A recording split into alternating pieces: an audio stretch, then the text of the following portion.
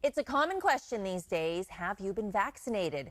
It's a sensitive topic and a heated debate on both sides. So we're finding out how to navigate the situation in a graceful way.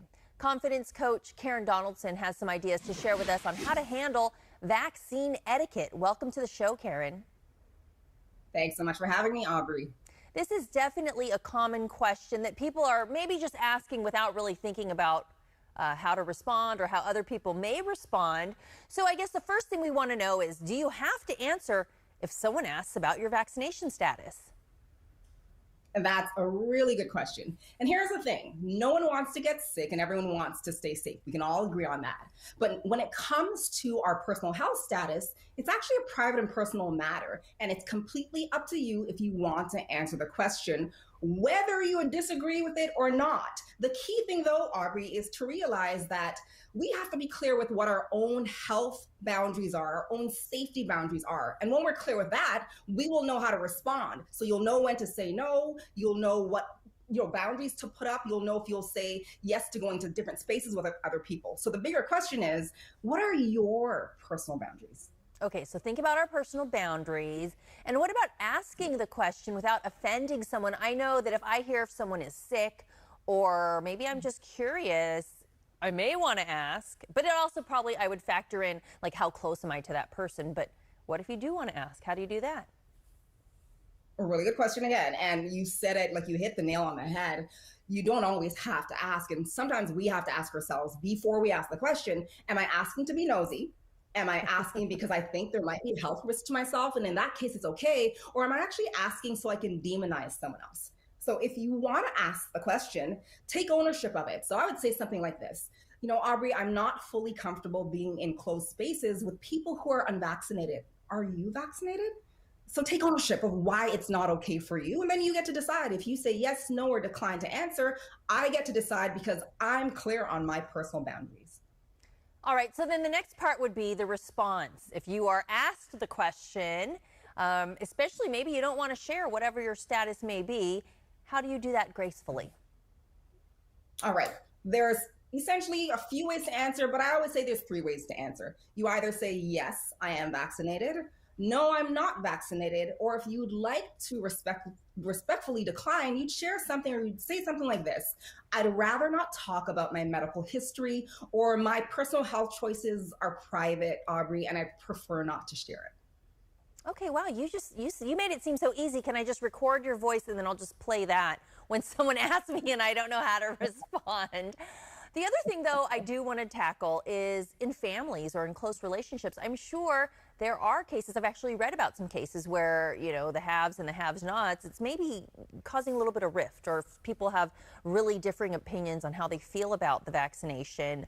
So what do you do if, you know, you're risking a relationship by asking or inquiring? Well, here's the thing. If you realize that the conversation is getting a little bit heated, I always say call it out. So if we're in a conversation, Aubrey, I would say something like this. Listen, this vaccination conversation is getting heated. Then I would share how I feel. I'd have the other person share how they feel. And then we'd either come to some type of compromise in essence that, okay, I don't feel comfortable, so I'm going to leave and let's meet at an outdoor patio, or let's just halt the conversation altogether. What I say is don't ignore it, because when we ignore it, it doesn't go away. So call it out. Make a decision. Are you staying? Are you going? And then just enjoy people's company. What about when we're in a space, now let's talk about masks, and everybody should be wearing a mask, but then there's that one person who isn't. Do you say something? Well, there's 2 questions to ask here. You want to ask yourself this, depending on the space or event that you're at, ask if it's your actual place to be enforcing the mask, because it might be at an event. In that case, go ask the event staff, because I want people to stay safe. And we know what can happen when some people are asked to wear their mask, and it can become aggressive. Oh, yeah. So ask yourself, definitely, is it your place to be asking? But if it is, and it's a close friend, lean in and just make it a mutual conversation and say something like this. You know, Aubrey, we both want to stay safe. Everyone wants to stay safe. Do you mind putting on your mask? And when we talk about the mask and the vaccine as well, you know, it's easy to kind of start engaging in that conversation these days. Is it okay to share your opinion? Ah, the wonderful question. If someone does not ask you for your opinion, then please don't give it. Like the reality is this: unsolicited advice is almost never effective. So as humans, we get defensive as soon as someone starts to bicker on us and tell us what we should be doing. And in essence, it kind of goes against what we actually want them to do. So stay away from calling someone out publicly or lecturing someone or demonizing them for either taking it or not taking it. So don't share your opinion unless it's asked for. Karen, these are a lot of great tips, and you have it laid out so nicely. Hopefully we can remember when we're in those moments to use them. Any final vaccine etiquette tips that you can share with our audience?